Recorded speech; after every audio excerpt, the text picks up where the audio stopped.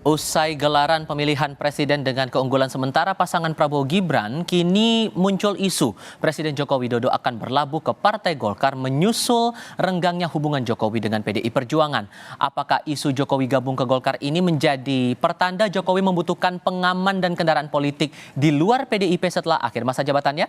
Kami akan diskusikan bersama dengan para narasumber. Bergabung saat ini anggota Dewan Pakar Partai Golkar Ridwan Hisyam, lalu ada juga politisi PDI Perjuangan Deddy Sitorus dan pengamat politik Adi Prayitno. Selamat sore semuanya, apa kabar? Selamat sore. Terima kasih seluruhnya sudah bergabung dalam diskusi kami kali ini. Pak Ridwan, saya mulai dengan Anda dulu untuk mengonfirmasi. Ada kabar Pak Bahlil Lahadalia, Menteri Investasi saat ini, diisukan akan maju menjadi Ketua Umum Partai Golkar dengan harapan bisa memberi jalan Pak Jokowi masuk Partai Golkar. Kabar itu betul atau tidak? Saya kira Pak Bahlil adalah memang kader Golkar. Jadi kalau Pak Bahlil memang ada minat, itu buat Golkar itu adalah karpet merah. Jadi artinya ya monggo silahkan. Dan saya juga sudah mendengar sejak setahun yang Pak Bahlil, memang Pak Bahlil sudah melakukan komunikasi dengan kader-kader Golkar, baik yang ada di pusat maupun yang ada di daerah-daerah. Jadi selama ini komunikasi kita dengan Pak Bahlil juga cukup bagus, cukup intens. Tapi dengan alasan bahwa majunya Pak Bahlil jadi ketum itu untuk memberi jalan Pak Jokowi masuk Golkar, itu betul atau enggak, Pak?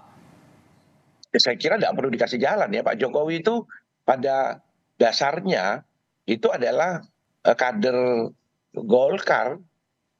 Pada dasarnya kader Golkar Pak Jokowi. Pak Jokowi itu sebelum kita kenal. Dasarnya gimana tuh maksudnya? Udah punya KTA, udah punya anggota gitu? Di Golkar kalau urusan KTA itu urusan beberapa menit. Tidak ada masalah itu. Tapi kita harus melihat background seseorang. Karena Golkar ini partai yang sudah cukup lama. Dia sejak tahun 64, 20 Oktober 64 pada waktu zamannya Bung Karno masih. Jadi kader-kader Golkar itu memang sudah berada di mana-mana. Nah, Pak Jokowi itu adalah kader pengusaha.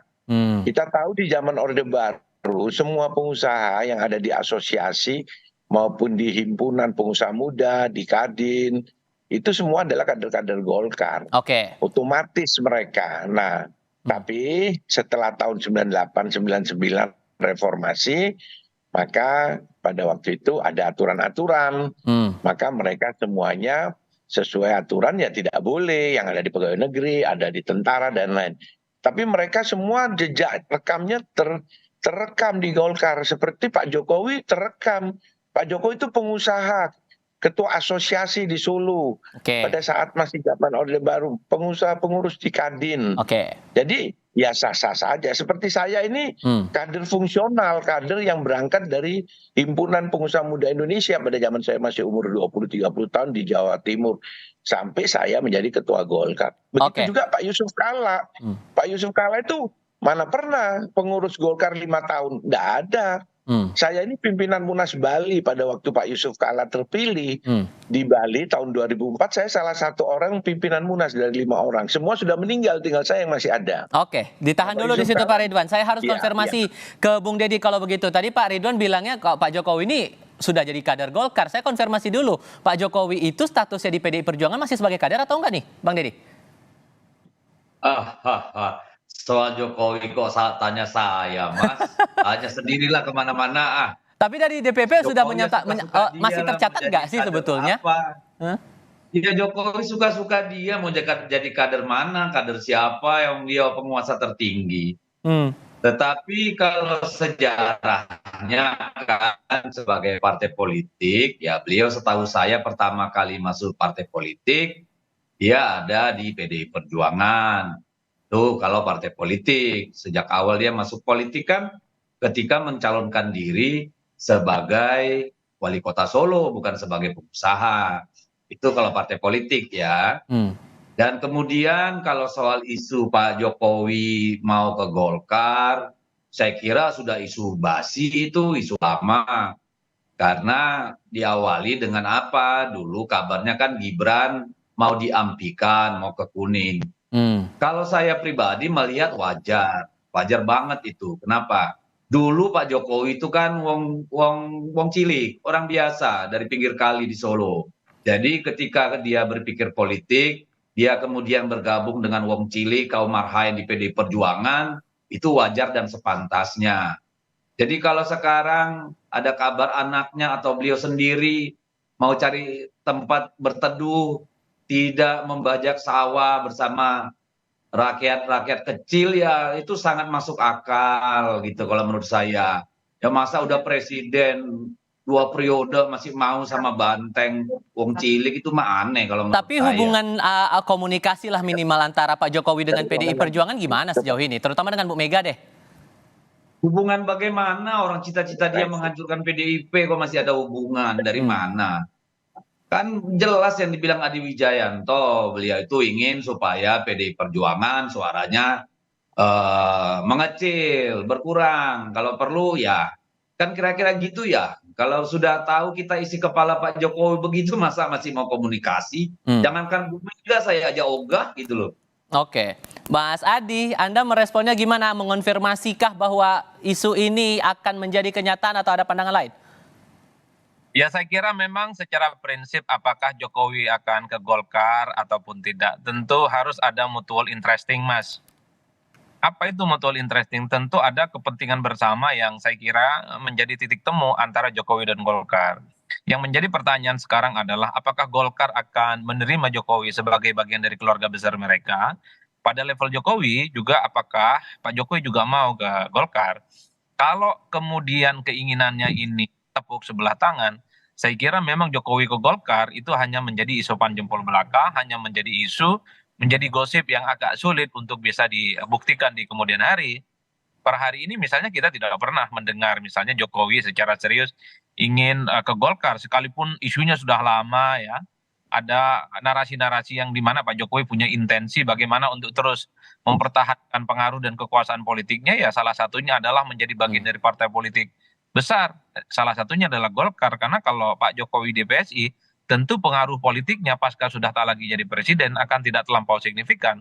Tapi kalau Pak Jokowi sudah menjadi bagian dari Golkar, kemungkinan besar determinasi dan pengaruh politiknya itu akan terus bisa dipertahankan untuk beberapa tahun ke depan yang akan datang ya. Cuman kan tanda tanya itu adalah kalau Pak Jokowi itu ke Golkar, apa posisinya? Kan nggak mungkin jadi kader biasa. Kalau Pak Jokowi ke Golkar, apa yang kemudian dianggap signifikan? Kan kemungkinannya dua. Kalau tidak ketua umum, yang kedua adalah dewan-dewan yang saya kira sudah banyak di Golkar ya. Ada dewan kehormatan, ada dewan pengarah, dan seterusnya dan seterusnya. Itu adalah dua posisi yang saya kira paling memungkinkan di mana kalau Jokowi itu ke Golkar menjadi bagian di dalamnya. Jadi sekalipun Pak Jokowi itu menjadi dewan kehormatan, dewan pakar, dewan apapun judulnya nanti, saya kira posisi itu juga tidak terlampau strategis karena bukan menjadi veto player yang bisa memutuskan kemana arah kebijakan politik partai. Satu yang paling rasional ketika Pak Jokowi ingin terus mempertahankan pengaruh politiknya, tentu adalah ketua umum. Nah, yang menjadi tanda tanya, syarat untuk menjadi ketua umum di Golkar itulah yang kemudian yang disampaikan Pak JK tadi di pengantarnya nggak gampang.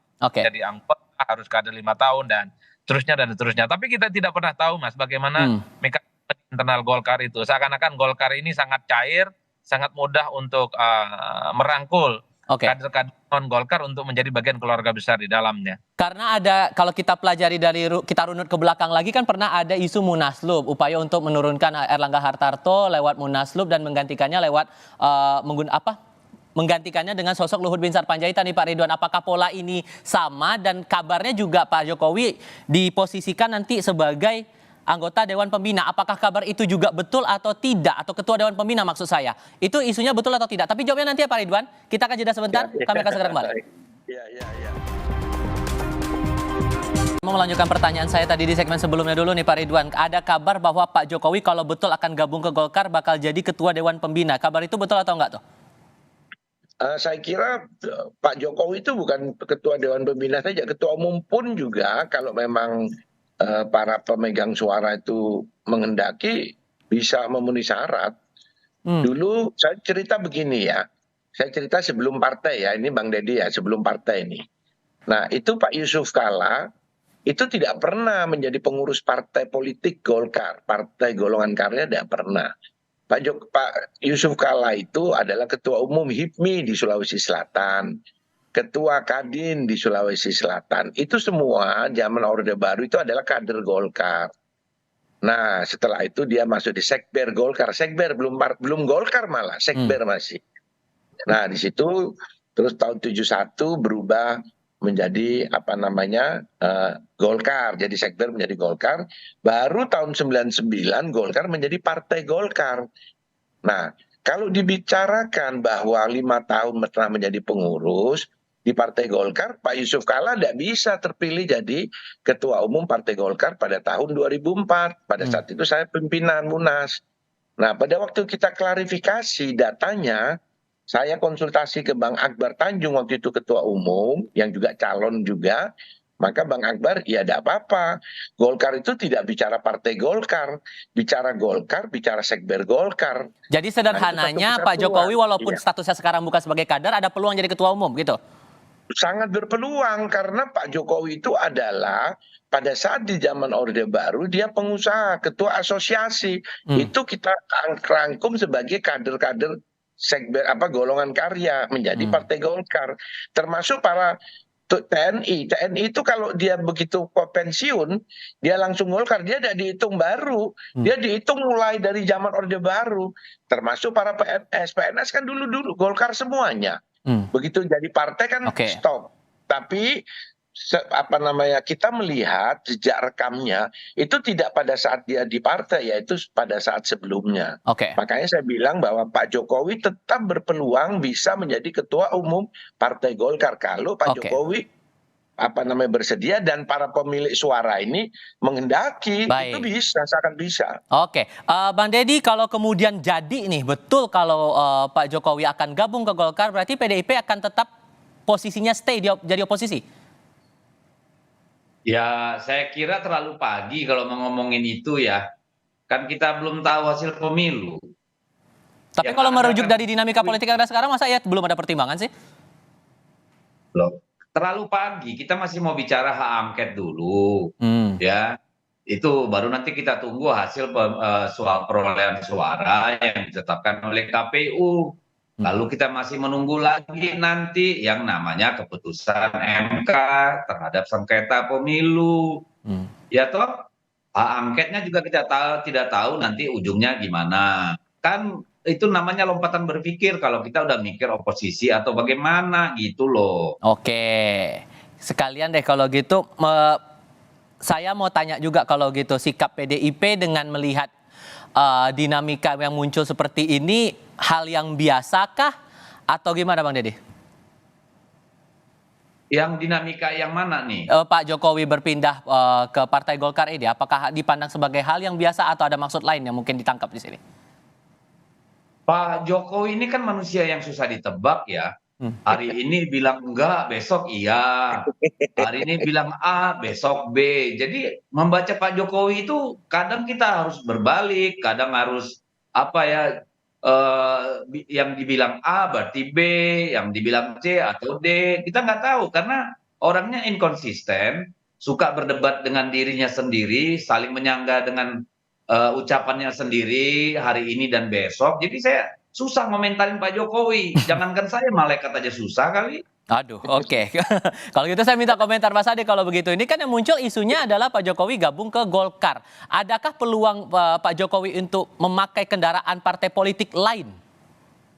Sebelum Mas Adi, saya bisa enggak? Sedikit saja boleh. Pak Jokowi itu tidak masuk ke Golkar, kembali di bawah pohon beringin. Karena aslinya Pak Jokowi itu pengusaha, sebelum masuk partai, terdaftar di PDIP, aslinya dia kader Golkar. Jadi dia pulang kembali ke beringin, di bawah pohon beringin, bukan masuk Golkar dia. Masuk lagi, balik lagi, pulang kampung gitu. Izin Mas. Ya gimana Bang Deddy, silakan. Nggak cocok kalau dibilang Pak Jokowi itu kader Golkar. Karena kader itu kan by definisi adalah mereka yang bisa disebut member melalui proses-proses pengkaderan. Itu baru kader gitu loh.